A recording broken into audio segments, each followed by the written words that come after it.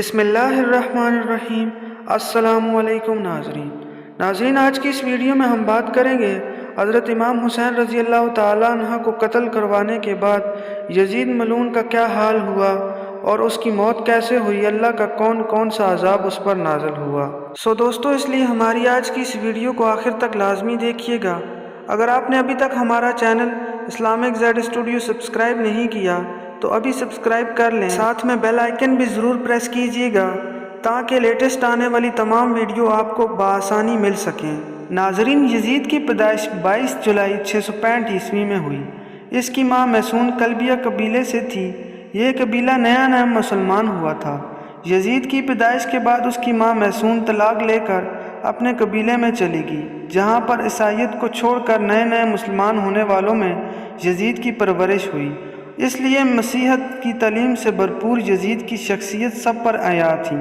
بندروں کو پال کر ان سے کھیلنا، شراب خوری اور شطرنج اس کی مصروفیات کا اجاگر پہلو تھا۔ انتہائی مخالفت کے باوجود یزید 60 ہجری میں تخت نشین ہوا۔ حکومت ملتے ہی یزید نے مدینے میں موجود گورنر عتبہ کو خط لکھا کہ ہر صورت میں عبداللہ بن زبیر، عبد الرحمن بن ابی بکر، عبداللہ بن عمر اور نواسۂ رسول صلی اللہ علیہ وآلہ وسلم سے ہر صورت میری بیعت لو۔ لیکن ان سب نے بیعت سے انکار کر دیا۔ یزید نے مدینہ کے گورنر کو دوسرا خط لکھا تو گورنر مدینہ حضرت امام حسین رضی اللہ تعالیٰ عنہ کے پاس حاضر ہوا اور بتایا کہ یزید نے مجھے آپ سے زبردستی بیعت لینے کو کہا ہے۔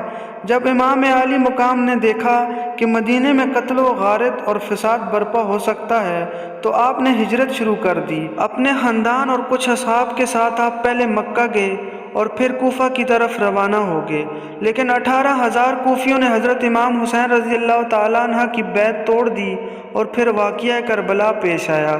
کربلا کا دلخراش واقعہ ہی یزید کا سب سے بڑا گھلونا کام ہے۔ یزید نے عبداللہ بن زیاد جیسے گورنر کو کوفے میں تعینات کیا، جس کو حکم دیا کہ کربلا میں ہی حضرت امام حسین رضی اللہ تعالیٰ عنہ کی بیعت لی جائے، بصورت دیگر ان سے جنگ کی جائے۔ عبداللہ بن زیاد کے حکم سے شمر اور عمر بن سعد نے کربلا پر لشکر کشی کی اور نواسۂ رسول صلی اللہ علیہ وآلہ وسلم اور ان کے 72 جانثاروں کو 3 دن تک پیاسا رکھ کر شہید کر دیا گیا۔ تاریخ کربلا ایسی دردناک ہے کہ بہت سے تاریخ دانوں نے اسے لکھتے ہوئے خون کے آنسو بہا دیے۔ ایسا ظلم کیا گیا جس کی کوئی مثال نہیں ملتی۔ بچے، بوڑھے، جوان، یہاں تک کہ عورتوں کو بھی قیدی بنا دیا گیا۔ عورتیں بھی کوئی عام نہیں، وہ نبی جو وجہ کائنات ہیں ان کی نواسیاں تھیں۔ اللہ اکبر۔ یزید کے دربار میں جب امام حسین کا سر مبارک پیش کیا گیا تو اس نے آپ کے سر مبارک کی بھی توہین کی اور کچھ ایسے اشعار پڑھے کہ بعض تاریخ دانوں نے خود یزید کو فاسق، فاجر ہونے کے ساتھ ساتھ کافر بھی قرار دیتے ہیں۔ آخر کیا وجہ تھی کہ یزید نے عبداللہ بن زیاد، شمر اور عمر بن سعد کو اہل بیت کو شہید کرانے کی سزا کیوں نہ دی؟ کیوں واقعہ کربلا کے بعد بھی یزید کی موت تک عبداللہ بن زیاد کوفہ اور بصرہ پر یزید کی طرف سے حکمران رہا؟ ایسے واقعات کے باوجود بھی ابن زیاد جیسے شخص اپنی مسنت پر براجمان رکھنے کی وجہ یزید کے پاس آخر کیا تھی؟ اب 63 ہجری میں مدینہ کے لوگ یزید کی بیعت توڑ دیتے ہیں تو یزید کی فوج مدینہ پر حملہ کر دیتی ہے، جسے واقعہ خراب پیش آتا ہے، جس میں 80 صحابہ اکرام، مہاجرین اور انصار میں سے 700 تابعین اور اس کے علاوہ 10,000 مسلمانوں کو بے دردی سے مدینہ میں شہید کیا گیا۔ صحیح مسلم کی حدیث نمبر 3334 سے لے کر 3333 تک 15-20 حدیثیں ہیں، جس کا لب لباب یہ ہے کہ آپ صلی اللہ علیہ وآلہ وسلم نے فرمایا، جس نے اہل مدینہ کو ڈرایا، اہل مدینہ کو دھمکایا اور مدینہ والوں پر ظلم کیا، اس پر اللہ کی لعنت، اللہ کے فرشتوں کی لعنت اور تمام لعنت کرنے والوں کی لعنت۔ لیکن یہ یہیں تک نہ رکا اور مدینے کے بعد مکہ مکرمہ پر بھی حملہ کروایا اور خانہ کعبہ کی عمارت پر بھی سنگ باری کی گئی۔ بس پھر یزید کو دی گئی اللہ کی مہلت ختم ہوتی ہے۔ اب اس ظالم، فاسق اور فاجر شرابی کی موت آتی ہے۔ اس کی موت کے متعلق 3 طرح کی روایات ہیں۔ پہلی روایات تو یہ ہے کہ یزید ایک رومی نسل کی خوبصورت لڑکی کے عشق میں مبتلا ہو گیا تھا۔ یزید نے اس لڑکی کو حاصل کرنے کی ہر ممکن کوشش کی، یہاں تک کہ اس کے سارے خاندان کو بھی قتل کروا دیا، لیکن پھر بھی وہ لڑکی یزید کے ہاتھ نہ آ سکی۔ وہ لڑکی جب بھی یزید کے دربار میں آتی تو قسم اٹھاتی کہ مر تو سکتی ہوں لیکن تمہاری نہیں ہو سکتی۔ ایک دن لڑکی کے دل میں آیا کہ اس سے اپنے والدین کے قتل کا بدلہ لیتی ہوں۔ لڑکی نے یزید کو رنگرلیاں منانے کے لیے جنگل میں اکیلا بلایا۔ ویرانے میں یزید شراب پی پی کر مست ہو گیا اور لڑکی نیم عریاں لباس پہن کر یزید کے سامنے بیٹھ گئی اور وہ شراب پیتا رہا۔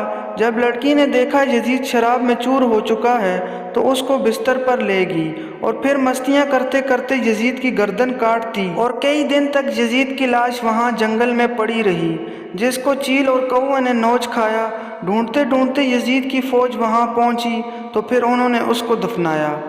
یزید کی موت کی دوسری روایات یہ ہے کہ 64 ہجری میں یزید ایک انتہائی موذی بیماری میں مبتلا ہوا جس سے اس کی آنتیں جل گئی تھیں اور مچھلی کی طرح تڑپتا رہتا تھا۔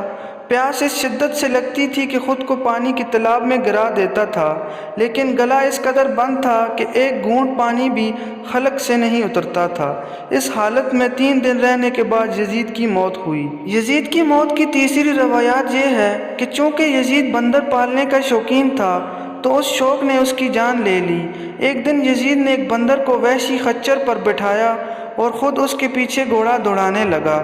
جنگل میں پہنچ کر گھوڑے نے نواسہ رسول صلی اللہ علیہ وآلہ وسلم کے قاتل کو اپنی پیٹھ سے گرا دیا اور یزید کا پاؤں گھوڑے کی رکاب میں پھنس گیا۔ گھوڑا دوڑتا رہا اور یزید زمین پر گرتے گرتے اس کا سر ایک پتھر سے جا ٹکرایا، لیکن وہ گھوڑا نہ رکا یہاں تک کہ اس کا پورا جسم پامال ہونے لگا۔ یزید کی فوج نے جب یزید کی لاش کو دیکھا تو کہنے لگے حسین ابن علی کے خون کی یہی سزا ہے۔ یزید صرف 3 برس 6 ماہ تخت شرارت و خباثت کر کے 14 ربیع الاول 64 ہجری کو شام کے ملک شہر خمس کے علاقے خوارین میں 39 سال کی عمر میں مر گیا۔ آج بھی اس معلون کی قبر دمشق میں نشان عبرت ہے۔ اللہ پاک ہم سب کو صحیح معنوں میں اور دکھاوے سے پاک نبی پاک صلی اللہ علیہ وآلہ وسلم اور ان کی آل سے محبت عطا فرمائے۔ ہمیں بھی نبی و آخر الزماں حضرت محمد صلی اللہ علیہ وآلہ وسلم اور اہل بیت پر اپنی جان، مال اور عزت قربان کرنے والوں میں شامل ہو جائیں۔ امید کرتے ہیں دوستو آج کی ویڈیو آپ کو پسند آئی ہوگی۔ اس ویڈیو کو لائک کریں، شیئر کریں اپنے دوستوں کے ساتھ۔ مجھے اگلی ویڈیو تک کے لیے اجازت دیجیے گا۔ فی امان اللہ۔